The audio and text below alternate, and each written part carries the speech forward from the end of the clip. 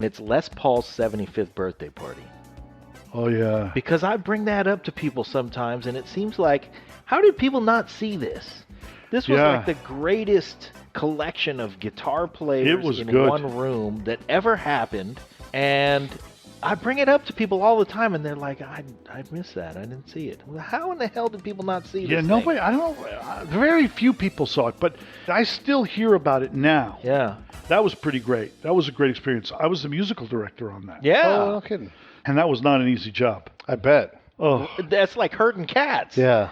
Dozens and dozens dangerous and dozens of cats. Not like little 8-pounders, but like big cats. So I was in New York, and they had asked me to do this special for Cinemax. Well, there was Les Paul, Sure. B.B. King, Steve Miller from your neck of the woods. That surprised me. I was not as familiar with, of course, I love Steve Miller, but I always thought of him as the singer in his band, and I loved it. But when he went up there, I remember all the guitar players trading and everybody being up there for a couple of songs.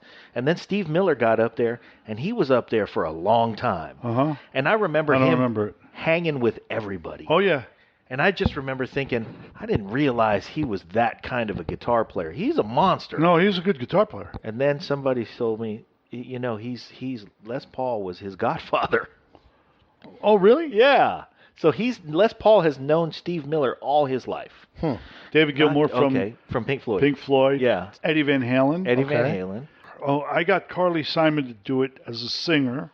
Nice. I got Carly, and I got Waylon Jennings and Jesse Coulter to both do it. I don't know if they kept Jesse's, which was always really that was a big problem for me because she's so great and there were such great people. And I had worked with Waylon in Nashville a couple of times, and I just loved that family. I loved him, and he just said, Rick, I'd be happy to do it. He came up from Nashville and did it. Who else played guitar?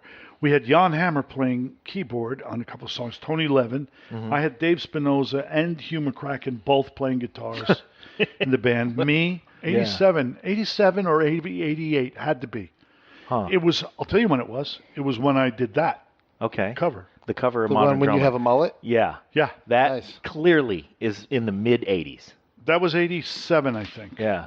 I'll tell you, it was herding cats is exactly what it was like, but it was the oddest cat herding. Dave Gilmour was loose as could be. Uh-huh. Stephen was pretty, everybody was really cooperative. Eddie Van Halen called me every night from L.A. at 3 in the morning. I was married at the time. We were in New York. I was home, apartment. Phone would ring, and my ex-wife would look at me and go, Van Halen again? I'd pick up the phone, and Eddie'd be like, hey, Rick, listen, I just got something I got to tell you. I'm really concerned. I'm a little worried. Don't take it personally, but I'm afraid this thing I'm going to do is so Van Halen-ish. It's really fast. Maybe my brother could come. Maybe I could have the guys in the band come. I said, Eddie, I got really good guys here. Yeah. Don't worry about it. Don't worry. Just come. I'd have to talk him off the edge every 2 days. This went on for like a week. One night he calls. I wake up the next morning. I can't get out of bed. My back went out. I was so stressed, worrying about him being happy, that it was like, what the fuck am I going to do? What if this guy's not happy? And that's the thing about when you want everybody to be happy and you're in a situation like that. Yeah. Well, There's something. a lot of everybody's. Fuck it. Everybody's not going to be happy all the time. Eddie shows up. Chelsea, my ex, went out, found an acupuncturist to come, got me. I was getting massage and acupuncture. It was my neck and my back. I could hardly move. And Eddie shows up to do the rehearsal. And I'm like, what am I going to do? I mean, I'm ready to get a sub. I was really in a lot of pain. We go in.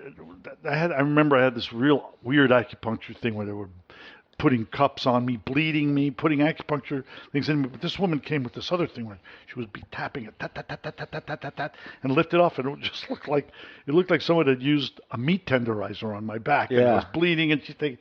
So then that's terrible. Go in. And Eddie has this song. If we, you could see it on YouTube, and it sounds like was it Hots for Teacher? That was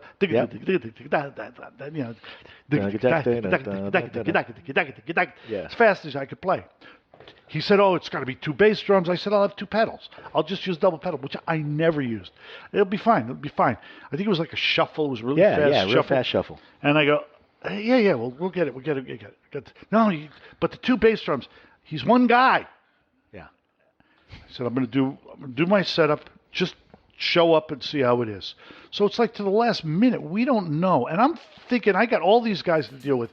I got Carly to deal with, who's always really cooperative when it comes to me. She's always just really been good, there for me, because I've known her since I met her when I was 21. Right, you guys go way back. Decades, yeah. Yeah. He shows up, we go through it. He's like a pig in shit.